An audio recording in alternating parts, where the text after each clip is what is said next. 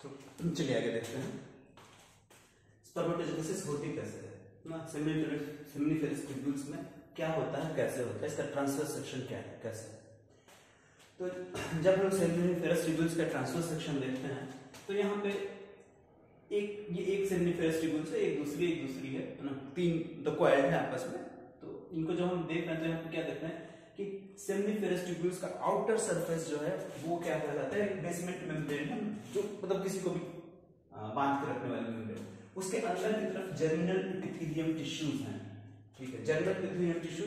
अब चूंकि ये बॉडी का पार्ट है, मतलब डिप्लॉयड होगा डेफिनेटली, है ना। मियोसिस केवल तभी होती है क्या बॉडी में जब गैमीट फॉर्मेशन होता है, इसके अलावा किसी भी टाइम में मियोसिस को देखने को नहीं पाते हैं। तो यहाँ पे क्या है, जर्मिनल एपिथेलियम टिश्यू है, और ये germinal epithelium tissue mitotically divide करके बनाते हैं क्या, स्पर्मेटोगोनिया। स्पर्मेटोगोनिया जो कि एक डिप्लॉयड स्ट्रक्चर है। स्पर्मेटोगोनिया फर्दर माइटोटिक डिवीजन करता है, मैच्योर होता है, और इसी में से कुछ स्पर्मेटोगोनिया जो डेवलप होते हैं, साइज में बड़े हो जाते हैं, वो बनाते हैं क्या, प्राइमरी स्पर्मेटोसाइट्स, जो कि अभी भी डिप्लॉयड ही है। अब इस प्राइमरी स्पर्मेटोसाइट में मियोसिस शुरू होती है, फर्स्ट मियोटिक डिवीजन होता है, और बनते हैं क्या, सेकेंडरी स्पर्मेटोसाइट्स। सेकेंडरी स्पर्मेटोसाइट फिर फॉर्म करते हैं क्या, स्पर्मेटिड्स, ठीक है। और ये स्पर्मेटिड्स जो ट्रांसवर्स सेक्शन में हम लोग देख रहे हैं क्या, यहाँ पे एक ही बड़ी बड़ी सेल्स दिखाई दे रही हैं, जिनको हम लोग सर्कुलरी सेल्स या सस्टेंटाकुलर सेल या नर्व सेल भी बोलते हैं। नर्व सेल का मतलब क्या हुआ, नर्सिंग कर रही है ना, नरिशमेंट प्रोवाइड कर रही है, किसको, डेवलपिंग स्पर्मेटोजोआ को। तो जो स्पर्मेटिड्स बनते हैं वो स्पर्मेटिड्स अपना हेड इस नर्व सेल के अंदर एम्बेडेड करके पड़े रहते हैं, वहां से न्यूट्रिशन एब्जॉर्ब करते हैं और मैच्योर होते हैं। मैच्योर होने के बाद स्पर्मेटोजोआ में कन्वर्ट हो जाते हैं, फिर वहां से इनको रिलीज कर दिया जाता है। तो ये प्रोसेस क्या कहलाता है, स्पर्मेटोजेनेसिस। और स्पर्म का रिलीज यहाँ से जो होता है वो स्पर्मिएशन कहलाता है, जिसको भी हम लोग आगे डिटेल में देखेंगे, ठीक। तो दो सेल्स यहाँ पे मेन इंपॉर्टेंट दिख रही है हम लोगों को, एक स्पर्मेटोगोनिया जो फॉर्म कर रही है डेवलप करके या मियोटिकली थ्रू स्पर्मेटोजोआ या स्पर्मेटिड्स, और दूसरी यहाँ पे है क्या, सर्कुलरी सेल्स या सस्टेंटाकुलर सेल या नर्सिंग सेल। तो ये सेल एक तो काम है नर्स कर रही है, ठीक, न्यूट्रिशन प्रोवाइड कर रही है स्पर्मेटोजोआ को। इसके अलावा ये कुछ और काम करती है बहुत इंपॉर्टेंट, जैसे ये रिलीज करती है एंड्रोजन बाइंडिंग प्रोटीन। अब एंड्रोजन बाइंडिंग प्रोटीन क्या है, ये एंड्रोजन जो चीफ एंड्रोजन है, क्या होता है उनकी बॉडी में, टेस्टोस्टेरोन। उस टेस्टोस्टेरोन को कंसंट्रेट करती है ताकि उसकी हेल्प से स्पर्मेटोजेनेसिस की प्रोसेस हो सके और सेकेंडरी सेक्सुअल कैरेक्टर भी शो हो पाए आफ्टर प्यूबर्टी। ये हो कब रहा है ये सब कुछ, प्यूबर्टी के बाद ही तो होएगा ना। अब यहाँ पे जो हम लोग देखते हैं इन सेमिनिफेरस ट्यूब्यूल्स के बीच में कुछ खाली स्पेस पाया जाता है ना, जिसको इंटरस्टिशियल स्पेस बोलते हैं। जैसे प्लांट में हम लोग पढ़े, दो सेल्स के बीच के स्पेस को इंटरसेल्युलर स्पेस या दो मॉलिक्यूल्स के बीच के स्पेस को इंटरमॉलिक्यूलर स्पेस बोलते हैं, वैसे यहाँ पे ये इंटरस्टिशियल स्पेस बोला जाता है, ठीक। इस इंटरस्टिशियल स्पेस में कुछ सेल्स पाई जाती हैं जिनको इंटरस्टिशियल सेल या लिडिक सेल बोलते हैं। ये लिडिक सेल क्या करती है, ये मेनली एंड्रोजन का सेक्रेशन करती है, ठीक है। और चीफ एंड्रोजन हम उनकी बॉडी में क्या होता है, टेस्टोस्टेरोन। इसका मेन फंक्शन क्या है, स्पर्म का production and secondary sexual character को डेवलप कराना।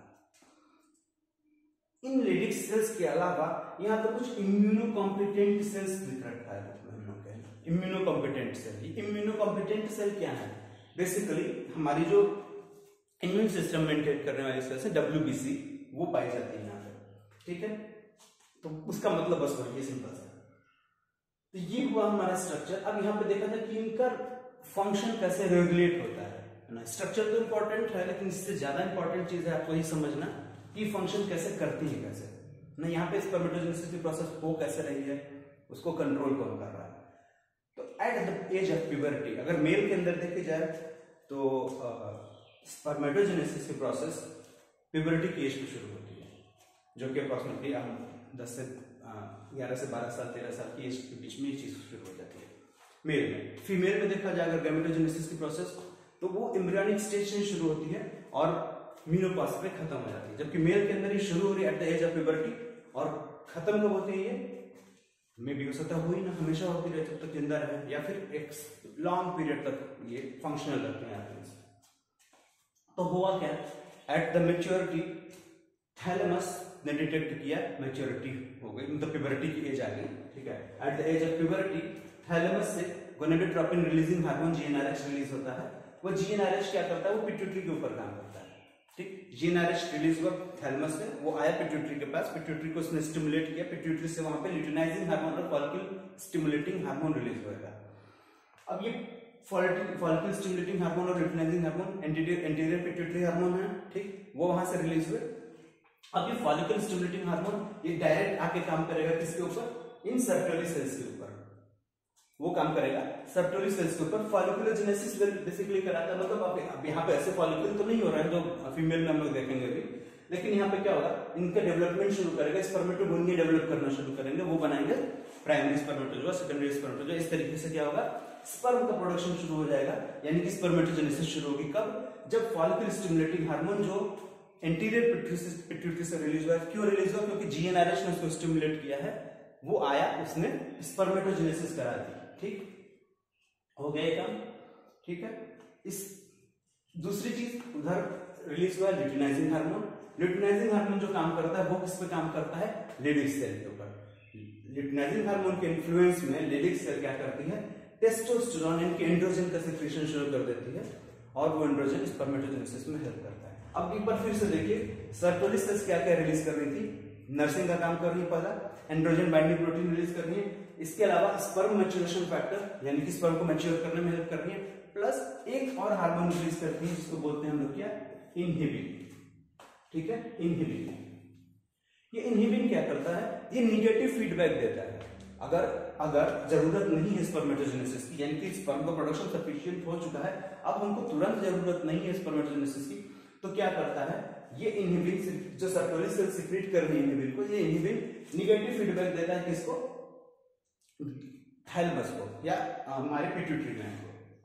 थैलेमस को जिससे निगेटिव फीडबैक दिया तो जीएनएच का सिक्रेशन बंद हो जाएगा, जीएनएच सिक्रेशन रुकेगा, आपका एफएसएच और एलएच का सिक्रेशन कम हो जाएगा या रुक जाएगा, मतलब बेसिकली कम हो जाता है, और उससे फिर क्या होगा, आपकी पूरी प्रोसेस जो है वो स्लो पड़ जाएगी, बोलते हैं कि निगेटिव फीडबैक। तो इस तरीके से क्या होता है, ये रेगुलेशन होता है किसका, स्पर्म प्रोडक्शन का, यानी कि स्पर्मेटोजेनेसिस का हार्मोनल कंट्रोल या हार्मोनल रेगुलेशन हम लोगों ने अभी अभी देखा, ठीक। तो बस ये वीडियो यहीं तक रखते हैं, नेक्स्ट पार्ट नेक्स्ट वीडियो में देखेंगे, कैसा लगा जरूर बताइएगा। Okay, thank you.